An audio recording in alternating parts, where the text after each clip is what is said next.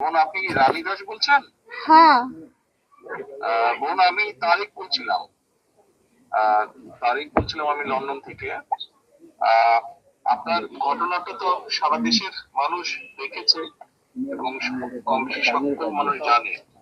আমি আপনার সাথে কথা বলতে ছিলাম শুধু এতটুকু বলার জন্য যে আপনারা এই বাংলাদেশের মানুষ, এবং আপনাদের সাথে যে অন্যায় হয়েছে বা আপনাদের প্রতি যে অন্যায় হয়েছে, আমাদের দল আপনার পরিবারের পাশে, আপনার পাশে থাকবে।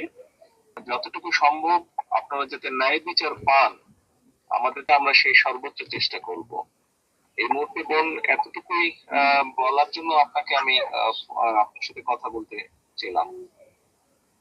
আপনাদের যদি আর কোন রকমের সহযোগিতা প্রয়োজন হয়, আমাদের এখানে যে আমান গিয়েছে, আমাদের ছাত্র দলের সাংগঠনিক সম্পাদক, ও আপনারই এলাকার সন্তান। আপনি যদি ওকে বলেন আপনাদের কোনো কি কি সহযোগিতা প্রয়োজন, আমরা চেষ্টা করব যতটুকু পারি আমাদের অবস্থান থেকে আপনার পাশে দাঁড়ানোর জন্য। আর আপনি আপনি আপনি ভয় পাবেন না, দেশের মানুষ আপনার পাশে আছে, বিএনপি আপনার পাশে আছে, ভয় পাবেন না আপনি। তাই আমার স্বামী তো, আমার মেয়ের ধর্ষণের বিচার চাইতে যাই আমার স্বামী তো মার্ডার হয়ে গেছে।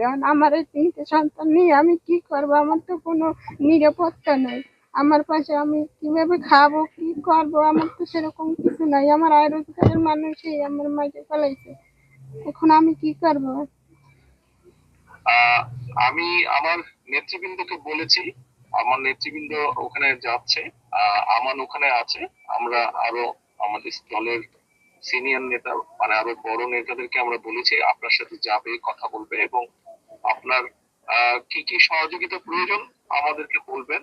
কতটুকু পারবো জানি না, তবে আমরা অবশ্যই চেষ্টা করব আপনার পাশে দাঁড়াতে, এবং আপনি যাতে আপনার প্রতি যাতে আইনের শাসন আপনি পান, যাতে আপনি ন্যায় বিচার পান, সেজন্য আমাদের দলের যারা উকিল আছেন, লয়ার আছেন যারা, তাদেরকে আমরা সেইভাবেই নির্দেশনা দেব যাতে আইনগতভাবে আপনাকে সহযোগিতা করে। আমার স্বামী মারা গেছে আজকে 6 দিন হয়ে গেল, কিন্তু এখন পর্যন্ত পুলিশ কোনো আসামি ধরতে পারলো না। পুলিশ এখন কি করে, তদন্ত করে না কি, আমি তো সেটা জানি না। আমি তো আমার স্বামীর সঠিক বিচার আমি চাই।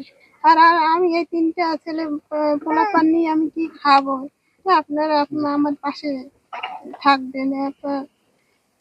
আমার তো কোনো পরিবর্তন নাই, আমার কোনো কিছু নাই, আমি কি করব?